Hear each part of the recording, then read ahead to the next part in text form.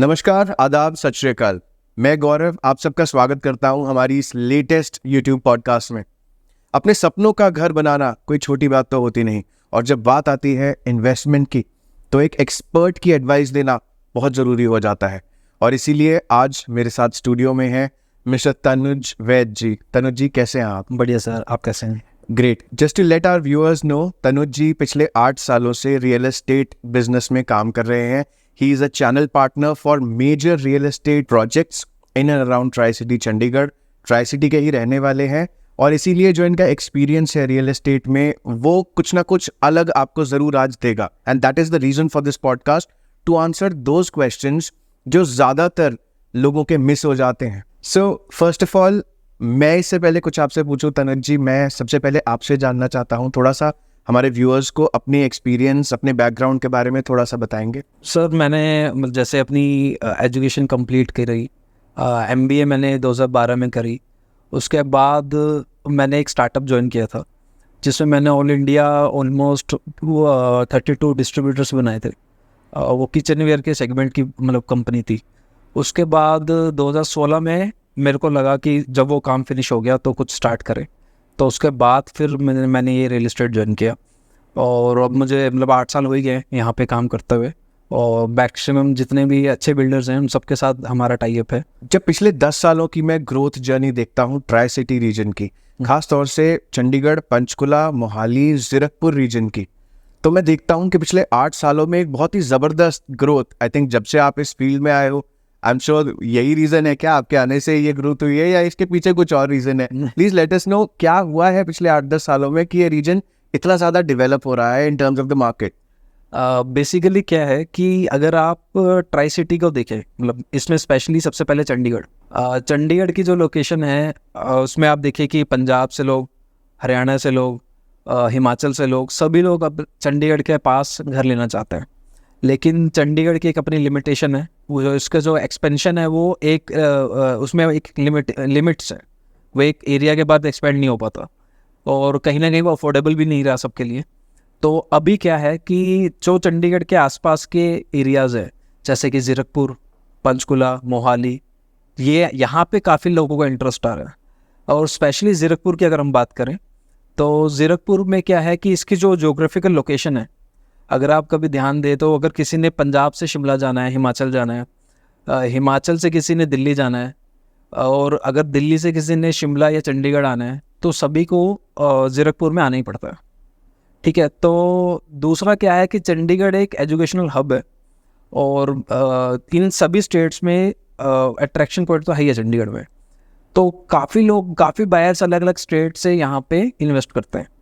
तो इस वजह से जीरकपुर अपने आप में बड़ी इंपॉर्टेंस रखता है यहाँ पे, इन सभी ट्राई सिटीज़ में से। इसलिए पिछले 10 सालों में आप देखो कि काफ़ी एक्सेप्शनल ग्रोथ हुई है। बहुत ही कम सिटीज़ ऐसी हैं जहाँ पे इतनी ग्रोथ हुई है। ये बिल्कुल सही कहा आपने कि because of the multiple state connectivity her north India के रीजन से लोग यहाँ पे सेटल होना चाहते हैं, बिकॉज ना तो ये दिल्ली जितना शोर शराबे और हसल एंड बसल वाली जगह है, एक मॉडर्न एमिनिटीज़ भी मिल सकती हैं, एक लाइफ स्टैंडर्ड भी वैसा रह सकता है, एजुकेशन बहुत अच्छा है, and above all people have jobs here, right. So मैंने किसी NRI से भी पूछा, तो उनसे मैंने ये पूछा कि why tri city, so he said that north India का टेक्सास है ट्राई सिटी, बिकॉज एक तो मॉडर्न है बहुत और कॉस्ट फ्रेंडली है, अनलाइक मुंबई जो कि बहुत ही ज़्यादा एक economic capital of the country है। सो यहाँ पे वो सारी चीज़ें हैं, the fun of a metro, a very huge city is there, but at the same time life is not that fast, और सारा कुछ एक कॉस्ट फ्रेंडली भी है। इसी पीसफुल होने की वजह से ही ना, स्पेशली आफ्टर कोविड, दिल्ली से यहाँ पे इन्वेस्टर काफ़ी बढ़ गए हैं। और जो बायर्स हैं, जैसे कि अगर आप बात करो कि जो हरियाणा हो गया, हरियाणा से काफ़ी बायर्स यहाँ पर आ रहे हैं। तो उन सबका फोकस यही होता है कि हम चंडीगढ़ के पास एक प्रॉपर्टी लें, और ताकि इन फ्यूचर अगर उनके बच्चों ने भी कभी एजुकेशन लेनी है, कहीं कोचिंग लेनी है, यहाँ पे कोचिंग सेंटर्स बहुत अच्छे हैं चंडीगढ़ में, तो उस वजह से वो यहाँ पे एक प्रॉपर्टी बना लेते हैं, ताकि अगर उनके बच्चों को यहाँ पर आना पड़े तो उनके लिए एक जगह हो। तो इसलिए सभी बायर्स यहाँ पे काफ़ी अट्रैक्ट होते हैं जीरकपुर में। तो आप कह रहे हो कि लोकेशन की वजह से एक बहुत बड़ा पॉजिटिव सेंटिमेंट मार्केट में बायर्स के बीच में है। यस। बट मैंने ये देखा है कि ज़्यादातर लोग ये भी कहते हैं कि there are lot of challenges when it comes to investing in Tri-City. So even though I personally know, क्योंकि मैं भी चंडीगढ़ से हूँ, I know that it's a, you know, I would go to the extent to say कि ये मुंबई से better option है. But अगर मैं किसी लेमैन को समझाना चाहूँ, वो चैलेंजेस क्या हैं आपकी लैंग्वेज में जो आपने समझे पिछले 8 सालों में, और कैसे आप उन चैलेंजेस को एड्रेस करते हो? सर देखिए, प्रॉपर्टी बाय करते वक्त सबसे ज़्यादा चैलेंज तो अगर आप देखो तो कुछ चैलेंजेस तो कॉमन ही है। जैसे कि कस्टमर्स को कई बार ये गैप रह जाता है उनको, क्योंकि वो कुछ चीज़ें ऐसी हैं जो वो डिस्कस ही नहीं करते। कई बार कुछ बायर्स अपने कंसल्टेंट को या कुछ बिल्डर्स को अपनी रिक्वायरमेंट एग्जैक्टली बता ही नहीं पाते हैं। तो मेरे हिसाब से तो सबसे पहले बायर्स को क्या करना चाहिए कि एक लिस्ट बना लेनी चाहिए अपनी प्रायोरिटीज़ की, कि उनके लिए सबसे इम्पोर्टेंट क्या है। फॉर एग्जांपल किसी के लिए लोकेशन सबसे इम्पोर्टेंट हो सकती है, और लोकेशन भी कैसे कि उनकी फैमिली मेम्बर की कनेक्टिविटी कहाँ है, डेली रूटीन उनका कहाँ पर जा रहा है। तो वो क्या करेंगे कि उस लोकेशन के हिसाब से देखिए कि उनके लिए क्या कन्वीनियंट लोकेशन रहेगी, वो उसको सिलेक्ट कर लें। कितने एरिया उनको फ्लैट के अंदर चाहिए, कहीं 3 लोगों की फैमिली मतलब फैमिली मेम्बर्स 3 है, कहीं 4 है, कहीं 6 है, तो उनको उस हिसाब से एरिया रिक्वायर्ड होता है। उनको 3+1 सूटेबल होएगा, 4+1 सूटेबल होएगा। इस तरीके से उनको एक प्रायोरिटी लिस्ट बना लेनी चाहिए, जिसमें सबसे इम्पोर्टेंट एक बजट आ जाता है। उनको बजट ध्यान रखना चाहिए अपना। तो जब वो एक प्रायोरिटीज़ बना लेंगे, तो मैं ऐसा मानता हूँ कि देखो जी 100% तो वो कहीं पे भी उनको सारी चीज़ें नहीं मिल पाएगी किसी भी प्रॉपर्टीज़ में, लेकिन उनको अगर 60% चीज़ें उनकी उस पर टिक हो जाता है, तो उनको वो बाइंग डिसीजन ले लेना चाहिए। राइट। तो ये बड़ी इंपॉर्टेंट चीज़ है। तो आप कह रहे हो कि सूटेबिलिटी, लोकेशन, ये सारी चीज़ें तो ज़रूरी हैं, लेकिन वो डिसीजन लेना भी इम्पॉर्टेंट है टाइमली, बिकॉज आई थिंक उस डिसीजन की भी एक कॉस्ट है। जितना वो डिसीजन लेट होगा, I you trying to say that? Right right right. देखो बेसिकली क्या होता है कि बहुत सारे बायर्स हमारे पास आते हैं। मान लीजिए कि कोई प्रॉपर्टी देखना चाह रहे हैं फॉर एग्जांपल पटियाला रोड पर, और आज उन्होंने प्रॉपर्टी देखी और उनको प्रॉपर्टी की वैल्यू, उन्होंने तो कुछ मान लीजिए 3 BHK देखा है 1800 स्क्वायर फीट का, और उनको आज वो मान लीजिए 85-90 लाख का मिल रहा है। तो कई बार वो डिसीजन सही टाइम पे नहीं लेते, वो they keep on survey the properties, और मतलब survey keep searching. But there has to be a limit to that. हाँ, कितना सर? right. क्योंकि उस टाइम की कॉस्ट है। क्योंकि होता क्या है कि कई बार 2 साल भी हो जाते हैं, बायर अपना डिसीजन ले ही नहीं पाता है। 2 साल के बाद जब वही प्रॉपर्टी अबव 1 CR हो जाती है, रेट्स बढ़ गए, तो फिर जो प्रॉपर्टी उन्होंने मान लीजिए 85 लाख में देखी है, वो 1.2 CR में कैसे ले लेंगे? राइट। वो बेसिकली माइंडसेट की गेम है। And that is a very common phenomenon जो मैंने बायर्स में देखा भी है, कि अगर ये 2 साल पहले कर लिया होता, ओहो। So yes, you are right कि एक कंसल्टेंट का रोल भी यहाँ पे बड़ा हो जाता है, क्योंकि यही वो कॉस्ट है जो सारी बच रही है और एक अच्छी डील क्लोज हो रही है with in a good time. Right. अब अगर आप देखो कि जैसे अगर इंडिया में सबसे बड़ा चैलेंज क्या है कि यहाँ पे ना सर्विस को लोग सीरियसली नहीं लेते हैं। अगर आप कोई सर्विसेज प्रोवाइड करते हैं किसी को, तो उनको लगता है कि शायद इस सर्विस के पैसे देने नहीं बनते। तो ये एक चैलेंज है कहीं ना कहीं मार्केट का। अब उस चक्कर में क्या करते हैं बायर्स, जो कॉमनली मिस्टेक्स करते हैं, वो कई बार उनको ऐसा लगता है कि किसी चैनल पार्टनर का या ब्रोकर का क्या उसका कमीशन है, उस चक्कर में वो अपने प्रिंसिपल अमाउंट कहीं ना कहीं फंसा देते हैं। तो सबसे पहले उनको तो एक अगर कोई कंसल्टेंट वो हायर करते हैं या वो कोई कंसल्टेंट की एडवाइस लेना चाहते हैं, सबसे पहले उनको अपनी रिक्वायरमेंट एग्जैक्टली उनसे डिस्कस करनी है। वो डिस्कस करने के बाद उनको क्योंकि जो बंदा प्रोफेशनल है उसको पता है कि सामने वाले की रिक्वायरमेंट के हिसाब से कौन सी प्रॉपर्टी सूट करती है। तो ये बड़ा ज़रूरी है कि वो सामने वाले की रिक्वायरमेंट जब पता लगेगी तो उसी हिसाब से उसका आंसर दिया जाएगा। तो ये इनको मतलब बायर्स को एक तो ओपनली बहुत अपनी रिक्वायरमेंट डिस्कस करनी चाहिए लोगों के साथ। तो रिक्वायरमेंट्स समझना ज़रूरी है, कन्वे करना ज़रूरी है, लोकेशन, ये सारी चीज़ें ध्यान में रखना ज़रूरी है। बट जो सबसे इम्पॉर्टेंट चीज़ है बजट, वो तो the ball is in the court of the customer. तो वो कैसे डिसाइड करें कि मेरा एक बजट है, मुझे इसमें कैसे स्टिक रहना है और डिसीजन भी सही लेना है? देखिए बहुत बार ऐसा भी होता है कि बायर्स आते हैं, प्रॉपर्टी देखते हैं, और मान लीजिए उनको प्रॉपर्टी पसंद आती है 1.5 CR की, और जो उनका बजट उनको अलाउ कर रहा होता है, जब तक वो सर्च कर रहे होते हैं उनको लगता है कि वो अफोर्ड कर पा रहे हैं, लेकिन उनका बजट जाता है कहीं ना कहीं 1 CR तक। इसमें क्या होता है, सबसे बड़ा गैप क्या होता है कि लोग जनरली क्या करते हैं कि देखते हैं कि उनकी लोन एलिजिबिलिटी कितनी है। फॉर एग्जांपल उनको 1 CR का लोन मिल रहा है, 20% सेल्फ फंडिंग होती है, 80% बैंक लोन होता है। तो अगर वो ऐसा करते हैं कि 20% उनके पास है और उनकी लोन एलिजिबिलिटी 1 CR है, तो वो ढूंढने जाते हैं 1.2 CR की प्रॉपर्टी। ठीक है। लेकिन उससे भी कहीं ज़्यादा इंपॉर्टेंट लोगों को देखना चाहिए कि वो EMI कितनी दे सकते हैं। कई बार क्या होता है कि किसी बायर के पास प्रॉपर्टी लेने के अलावा भी दूसरी तरह की लाइबिलिटीज़ होती है जो वो पे आउट कर रहा होता है। तो उसकी लोन एलिजिबिलिटी भले ही 1.2 CR की हो या 1 CR की हो, लेकिन वो EMI मान लीजिए 70,000 दे सकते हैं। तो फिर उनको लोन मान लीजिए 70,000 की EMI अगर कोई देता है, तो कहीं ना कहीं मान लीजिए 80 लाख की वो लोन ले सकता है। तो 80 + 20 वो उसे 1 CR की प्रॉपर्टी देखनी चाहिए।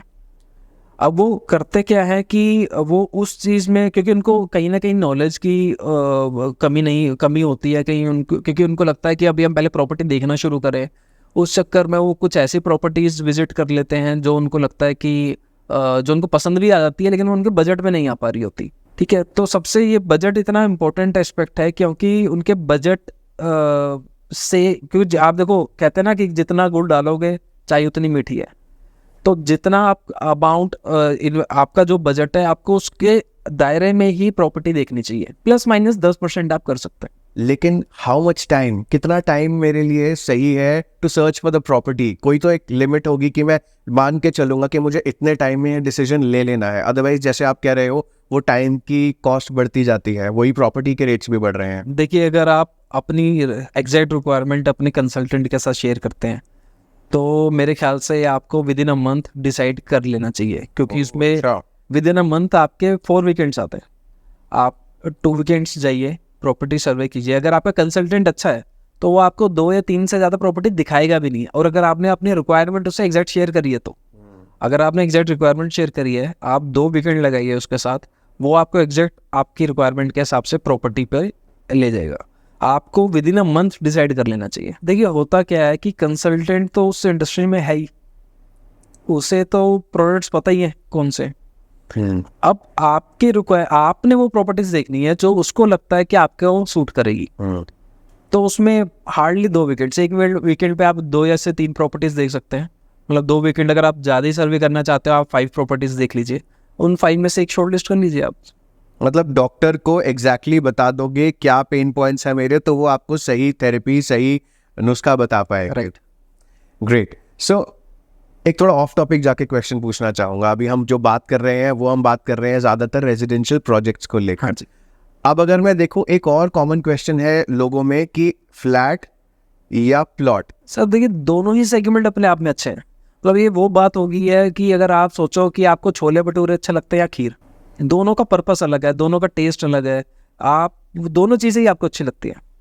अब होता क्या है कि लोग कैसा सोचते हैं कि प्लॉट जब कोई खरीदने जाता है, मान लीजिए किसी पर्टिकुलर एक जगह पे प्लॉट का प्राइस है 60,000 रुपये गज, ठीक है जी। वहाँ पे अगर आप 200 गज का प्लॉट खरीदते हो तो 1,20,00,000 का सर प्लॉट आएगा। 1,20,00,000 के ऊपर आप कंस्ट्रक्शन भी करोगे। अब 200 गज के प्लॉट में कंस्ट्रक्शन करने में आपको एटलीस्ट 80 लाख रुपीज़ लगेंगे सर, अगर आपको एक अच्छा मतलब 200 गज की कंस्ट्रक्शन करनी है तो टोटल अमाउंट चला पहुंच जाता है ये 2 CR पे। वहीं पे उसी लोकेशन पे फ्लैट के केस में आपको वही उतने ही एरिया में प्रॉपर्टी मिल जाएगी अराउंड 1.30 CR, ठीक है। तो वो there is a gap.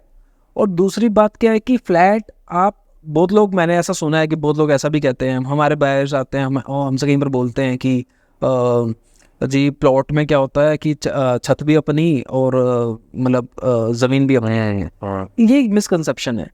Flat भी आपके ही है, रजिस्ट्री आप ही की कर रही है, ठीक है जी। जो कॉमन एरिया है, पार्क है, एमिनिटीज़ है, वो आप ही की है, वो आप ही की है, बट वो लोगों को नहीं पता है। हाँ। There's a gap there. हाँ जी। अब होता क्या है कि फ्लैट बेसिकली एक लाइफस्टाइल है।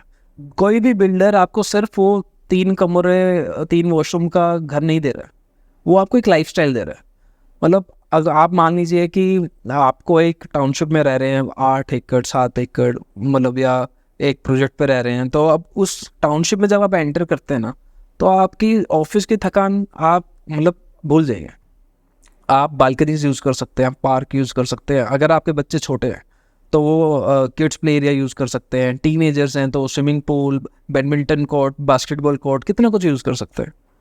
अगर आप खुद देखिए, अपने आसपास देखिए कि अगर आप कहीं पे इंडिपेंडेंट घर में रहते भी हैं, तो वहाँ पर क्या होता है कि अगर आप अभी ऑफिस पहुँचे हैं तो पता लगता है कि आपने अपने मतलब बेटे को या बेटी को, अभी वो बैडमिंटन क्लास के लिए गई है, फिर लेने जाना है, छोड़ने जाना है, या फिर वो कैब आप करवा रहे हो उनके लिए, तो वो सब किस लिए? अगर आपको वो सारी एमिनिटीज़ वहाँ पर मिल रही है, ठीक है जी, और सबसे बड़ा एक्सपेक्ट तो सिक्योरिटी है। अगर आपको प्लॉट गेटेड सोसाइटी में मिलता है तो आप ले लीजिए, लेकिन गेटेड सोसाइटी के अंदर प्लॉट भी बहुत ज़्यादा अवेलेबल नहीं है। Although plot is also good option, plot आप मतलब प्लॉट भी अच्छा ऑप्शन है, लेकिन आपकी क्या रिक्वायरमेंट है? एग्जैक्टली। प्लॉट जो लेना चाहते हैं वो उनको प्लॉट ले लेना चाहिए, उसमें कोई डाउट नहीं है, प्लॉट की अपनी फ़ायदे हैं। लेकिन अगर आप एक गेटेड सोसाइटी में जाते हैं, वहाँ प्लॉट मिल रहा है, वो सबसे अच्छा है। और अगर आप किसी गेटेड सोसाइटी में जाते हैं जहाँ पे फ्लैट आप ले रहे हैं, तो फ्लैट जिस रेट में आपका प्लॉट प्लस कंस्ट्रक्शन है ना, उसके कहीं ना कहीं 60% कॉस्ट में आपको फ्लैट मिल रहा है, ठीक है, और बेटर लाइफस्टाइल। तो दोनों ही अच्छी चीज़ें हैं। अगर आपको लगता है, कई लोगों का कहना होता है कि फ्लैट में उतना खुलापन नहीं मिलता लोगों को, तो ऑप्शंस हैं। आप वैसे फ्लैट चूज कर सकते हैं जहाँ पे डेक्स है, आप पेंट हाउस ले सकते हैं, डेक जिसमें बालकनी, एक एक्सटेंडेड बालकनी होती है, आप वो वाला यूनिट ले सकते हैं, तो आपको चीज़ें मिलेगी। तो इसका मतलब अगर आपको फ्लैट लेना है या प्लॉट लेना है, इसका डिसाइडिंग फैक्टर ये नहीं होना चाहिए कि मेरे को बंद महसूस होता है फ्लैट में, बिकॉज ऑप्शंस आर देयर। हर तरह की ऑप्शंस हैं मार्केट में, अगर आप एक्सप्लोर करोगे एक से एक लग्जरी ऑप्शंस भी अवेलेबल है फ्लैट्स के। इंपॉर्टेंट ये है कि आपकी रिक्वायरमेंट क्या है और उस हिसाब से आप डिसीजन लो, ना कि थिंकिंग कि अपनी छत होनी चाहिए, बिकॉज छत तो दोनों ही केसेस में राइट। ग्रेट। एंड अगर मैं बात करूं मेंटेनेंस की, फ्लैट्स में अक्सर ये देखा जाता है कि 5,000 to 7,000 ऑफ मेंटेनेंस अमाउंट जो होता है, वो जो लोग रह रहे हैं उनको रहने में थोड़ा सा लगता है कि ये मैं क्यों दूं, why should I be paying for this. How do you explain it to your customers? मतलब मेंटेनेंस पे किसी की प्रॉफिट पे नज़र नहीं होती। कोई बिल्डर नहीं चाह रहा कि मेंटेनेंस में पैसे खाए, वो तो प्रॉपर्टी बेच के प्रॉफिट अपना लेके एग्जिट कर चुके हैं, ठीक है। मेंटेनेंस तो एक्चुअल कॉस्ट है, और आपको राइट है, आप वो क्रॉस चेक कर सकते हैं कि वो खर्चा एक्चुअल में वैसा है या नहीं है। और अगर हम खर्चे की बात करें, मान लीजिए किसी फ्लैट में 5,000 रुपये की मेंटेनेंस है, लोगों को ज़्यादा लग रही होती है 5,000 की मेंटेनेंस ज़्यादा है, लेकिन उस 5,000 रुपये की अमाउंट के अंदर बहुत सारी चीज़ें इंक्लूड हो रखी होती है। आप देखो, आप फैमिली में एक बंदा जिम जाता होगा अगर, है ना, तो अगर कोई आपका बच्चा है, आप वो जिम जा रहा है, तो जनरल कितनी फीस होती है? कम से कम भी 1,000 रुपये फीस तो सब जगह है। मिनिमम से मिनिमम बात करें तो 1,000 रुपये तो मिनिमम है ही है। किसी ने स्विमिंग सीखनी है, उसके लिए वो पे कर रहे हैं, ठीक है। सिक्योरिटी के लिए, सिक्योरिटी गार्ड्स को सैलरी जानी है, उसके लिए वो पे कर रहे हैं। गार्बेज कलेक्शन के लिए आपको मतलब सर्विस मिल रही है, और ये खर्चे आप अभी भी कहीं ना कहीं करते हैं। अगर आप किसी इंडिपेंडेंट घर में रहते हैं या किसी ऐसी जगह पे रहते हैं कि जहाँ पे वहाँ पे मेंटेनेंस नहीं है, तो गार्बेज कलेक्शन के लिए जो आता है आप उसको पे करते हैं। आप अगर वहाँ से कभी किसी शादी के लिए 3 या 4 दिन के लिए जाते हो, कई लोग सिक्योरिटी गार्ड बिठा देते हैं बाहर घर के, कई लोग उसको पे करते हैं, उसके लिए पैसे देते हैं। जो कॉमन एरिया की इलेक्ट्रिसिटी है उसके लिए पे करते हैं। अब मे बी क्योंकि वो हम एक साथ नहीं देते हैं तो वो अमाउंट बड़ा नहीं लगता है, बट वो इन दी एंड इतना ही बन जाता है, नहीं आता है, और किसी का भी इंटरेस्ट नहीं होता कि उसमें से कोई प्रॉफिट निकाले। और आपका 100% राइट है कि आप वो चेक कर सकते हैं। तो अगर आपको वो लाइफस्टाइल चाहिए, आप चाहते हो कि भाई मैं जब कार, मेरी जो डेडिकेटेड पार्किंग है कार की, वो मैं कार लेके निकलूं तो मेरे को कोई डिस्टर्बेंस ना हो, मेरे घर कोई गेस्ट आ जाए तो सिक्योरिटी गार्ड या नीचे जो गार्ड है वो पार्किंग करवा दे, जो उनको बता दे कि गेस्ट पार्किंग कहाँ पर है। अगर आप चाहते हो कि मेरे बच्चे नीचे खेलने जाए, पार्क में खेलने जाए, तो साफ़ सफाई हो, ऐसा ना हो कि मेंटेन ही नहीं हो रहा पार्क, तो वो कॉस्ट तो उसको लगेगी। और ये कॉस्ट एक्चुअल में नहीं ज़्यादा नहीं है। अगर हाँ ये ज़रूर हो जाता है कि आप पर एक जगह मतलब ये किसी जगह पे आप 5,000 रुपये दे रहे, कहीं पे अगर आप जो वैसे खर्चा कर रहे हो तो 2,000 तो आप तब भी दे रहे होगे, लेकिन वो 5,000 के बाद आपको फैसिलिटीज़ बहुत ज़्यादा अप हो जाती है। आप एक फंक्शन बुक करते हैं, आपको मान लो अपने बच्चे की एक बर्थडे पार्टी सेलिब्रेट करनी है, तो आप बर्थडे सेलिब्रेट करने के लिए हॉल बुक कराते हैं और एक कैटर बुक कराते हैं, तो ऑलमोस्ट मेरे ख्याल से 50, 60, 70,000 मिनिमम से मिनिमम आपका ही खर्चा आता है अगर आप 50 लोगों को फंक्शन करते हैं तो यहाँ पे आपको सिर्फ कैटर करना है। आपका जो हॉल एरिया है वो आपका फ्री ऑफ कॉस्ट है, क्योंकि आपने वन टाइम चार्जेस दे दिए एक बार। आपने अगर 2 फंक्शंस भी वहाँ पे कर लिए, ये तो मैं मिनिमम बोल रहा हूँ, 2 फंक्शन भी अगर आपने वो कर लिए तो आपकी सारी कॉस्ट कवर है। तो बहुत फैसिलिटीज़ होती हैं। बस हाँ फ़र्क ये है कि अभी यहाँ पे फ्लैट सिस्टम पिछले 8-10 सालों से है, मुंबई में 100 सालों से, दिल्ली में 40-50 सालों से, तो टाइम लगेगा। अब आगे धीरे धीरे लोगों को समझ आना शुरू होएगा कि लाइफस्टाइल कितना इंपॉर्टेंट है, सिक्योरिटी कितनी इंपॉर्टेंट है। Apart from this what other services do you provide? आप क्या क्या करते हो? सर अभी अगर हमारे पास कोई कस्टमर्स आते हैं, बायर्स आते हैं, तो सबसे पहले हम उनके रिक्वायरमेंट जानते हैं, हम एक उनसे फॉर्म फिल करवाते हैं, उसके बाद उस रिक्वायरमेंट के बेस पे हम उनको कुछ साइट्स विजिट करवाते हैं। विजिट्स करवाने के बाद अगर उनको जो भी उन्होंने शॉर्टलिस्ट किया उसको फाइनल उसका रेट हम करवाते हैं, नेगोशिएशन हम कराते हैं कि उसका सबसे अच्छा बेनिफिट क्या होता है कि बायर को जब कोई प्रॉपर्टी पसंद आ जाती है ना, तो वो कहीं ना इमोशनल हो जाता है उस प्रॉपर्टी के लिए, तो वो उतनी अच्छी नेगोशिएशन कर ही नहीं पाता है। हमें पता है कि क्योंकि वो चीज़ छोड़ना भी नहीं चाहता एट द सेम टाइम, तो हम उसके बिहाफ पे वो नेगोशिएशन कर लेते हैं। Right. हम ज़्यादा अच्छी नेगोशिएशन उनसे कर लेते हैं, क्योंकि इमोशनली अटैच नहीं हो, सही डिसीजन लेने में हेल्प कर पाओगे। राइट। उसके अलावा बैंक लोन्स हो गए, उनकी एलिजिबिलिटीज़ होगी, चाहे वो किसी पब्लिक बैंक से लोन करवाना चाहते हैं, प्राइवेट बैंक से, वो सर्विसेज हम उनको प्रोवाइड कर देते हैं। टिल रजिस्ट्री हम उनके जो भी उनकी प्रॉब्लम्स आती हैं वो हम उन सब चीज़ों के लिए बैठे। Quantum Leap is the name of the organization that Mr. Tanuj Vaid runs. मैं ना अपनी हर पॉडकास्ट को एंड करना चाहता हूँ with a tip of the day from our experts. So before I let you go, Tanuj ji, what is that one tip of the day you would like to give to our viewers, to our audience? Higher a professional consultant. Why?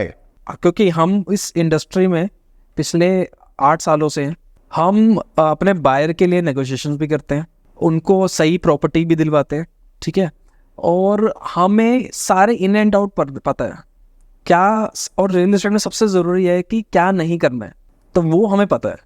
तो अगर आप किसी के 8 साल के experience से किसी की 3 महीने के सर्वे को कंपेयर करेंगे, तो हमें इस इंडस्ट्री में है तो हमें इस बात की नॉलेज है। अगर आप किसी प्रोफेशनल की एडवाइस लोगे तो आपके प्रिंसिपल अमाउंट को कोई खतरा नहीं होगा, तो आपके एक प्रोफेशनल एडवाइस की तरफ जाना चाहिए। So the tip of the day is hire a consultant जो एक्सपीरियंस भी हो, established भी हो, known हो, उनके पास नॉलेज हो, रेरा रजिस्टर्ड हो, और वो क्योंकि एक अच्छा कंसल्टेंट ना सिर्फ आपको एक अच्छी डील क्रैक करने में हेल्प करेगा, पर साथ ही साथ आपका वैल्यूएबल टाइम, आपका पीस ऑफ माइंड भी इंश्योर करेगा। Thank you very much for joining us today, Mr. Vaid. It was a pleasure having the conversation with you. Same है sir, thank you. I hope आपको ये podcast पसंद आया होगा। This is me, Gaurav Kalra, signing out until our next video. Thank you.